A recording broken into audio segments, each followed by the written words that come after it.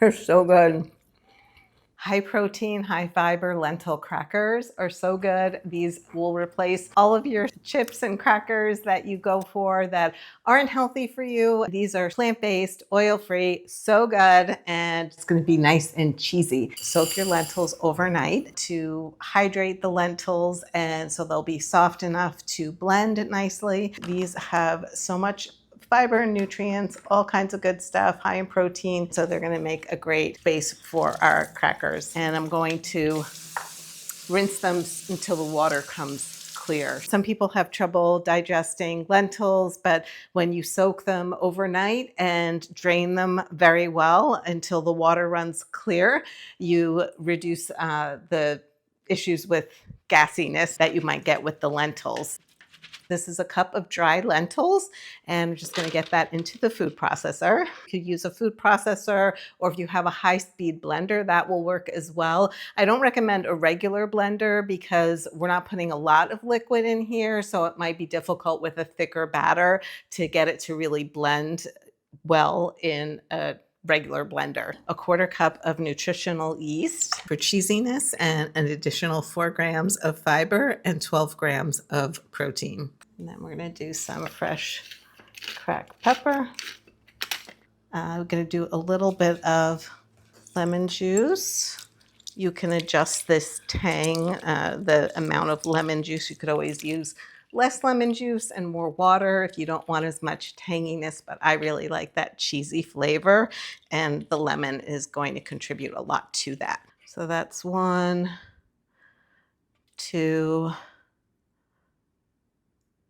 3, and that's almost 4 tablespoons. I just bought these measuring spoons.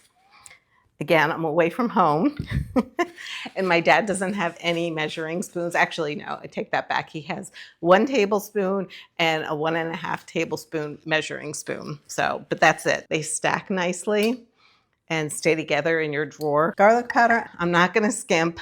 I'm gonna go in with a tablespoon, sorry, a teaspoon of the garlic powder.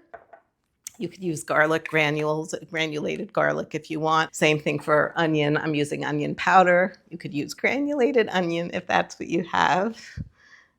And then I'm going to go in with 1/4 teaspoon of turmeric. This is going to be mostly for color, but it's also going to add a little depth of flavor. That's going to be nice. And then smoked paprika. At first I made this, I skimped on this because I always get worried something's going to be too smoky and somebody's not going to like the smokiness, but it adds, again, such a nice depth of flavor. It's so good. The other reason I love these measuring spoons, it comes with, and again, this is magnetic, so it attaches to the set, level off your spices to make sure you're getting the exact amount if you're being exact, which when you're baking, you have to be more exact. It's a little more forgiving when it comes to things like crackers or cooking. And then I'm gonna do some water. I'm gonna start with a couple tablespoons. I might need another one. I'm gonna put in 3 tablespoons to start. We're gonna check the batter and we wanna make sure that it is a thick pourable batter. Otherwise the crackers could come out very hard. And that happened a couple times for me, so give this a whirl. Let's do this. Okay, I'm actually gonna go in with 2 more tablespoons. Do 1 more. And if you add a lot more water or something, you might wanna adjust the seasoning, spices. You can play around with this, you know.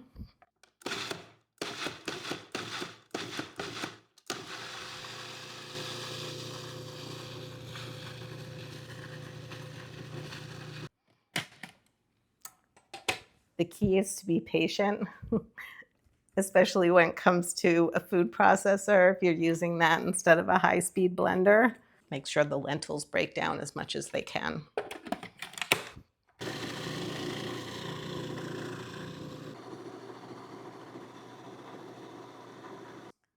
This is already looking a lot better than it did the last time I made these. So fingers crossed. We put in just the right amount. I'm going to actually do a tiny little taste. Nice flavor. Probably use a little bit more salt, but I'm going to put a little seasoning topping that will have some salt in it. So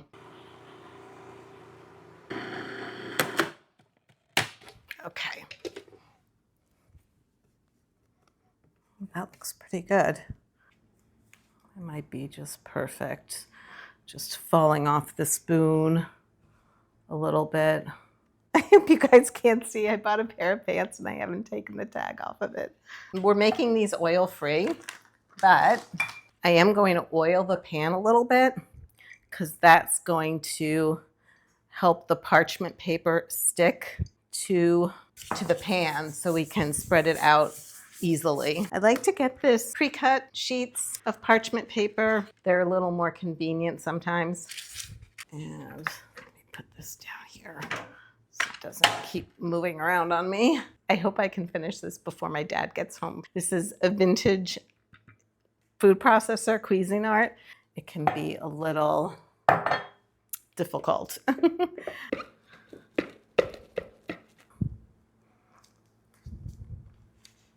Spread it out really thin, so it's actually going to make 2 trays of this. I also have a spice blend that I'm going to add on top. This has red pepper flakes, minced garlic, some salt, some herbs. I've spread it out nice and thin. I'll give you the measurements. It's like less than a quarter of an inch. I don't know what that is in millimeters, but I'll find out and let you know. Go ahead and put it in the oven at 350 degrees for about 10 to 12 minutes. And then after that, we'll be able to score it with either a knife or a pizza cutter and make it into the crackers and stuff. So it's going to be really good. And then we'll cook it some more. I didn't want to put all of the batter on there because it would have been too thick. And if it's too thick, they can get a little bit too hard, and I don't want to break my teeth, and I don't want you to break your teeth either. It is dried out enough to score it. This might be the best course of action. Oh, and I forgot to mention you should turn the tray around in the oven after 10 minutes or so, just to make sure everything cooks evenly. Hey, Dad. Hi, honey. How? Looks like somebody's been cooking.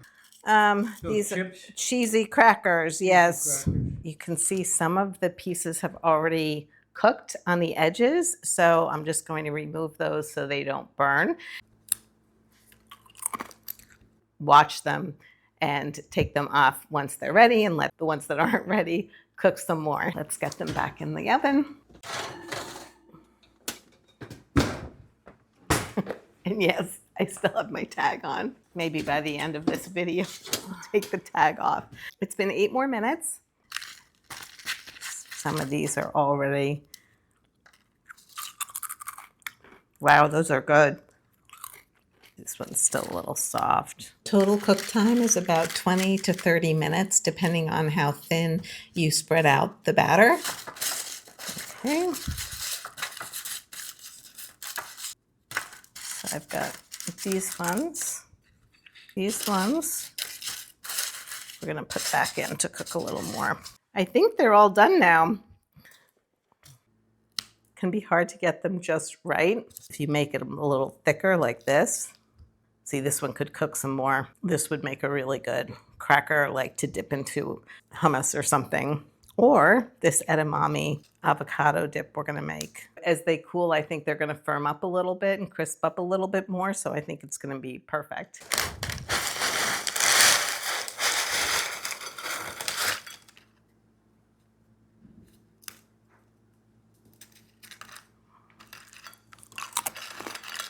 I tried to spread them out as evenly as I could, but some of them came out was a lot thinner, spread out a lot thinner, or more than others, and they're kind of more like a chip than a cracker. These are so good. What's one? And peace. with that little bit of heat from the red pepper flakes on top. I'm thinking this would be so good with a sour cream and onion dip. I mean, come on. They're so good.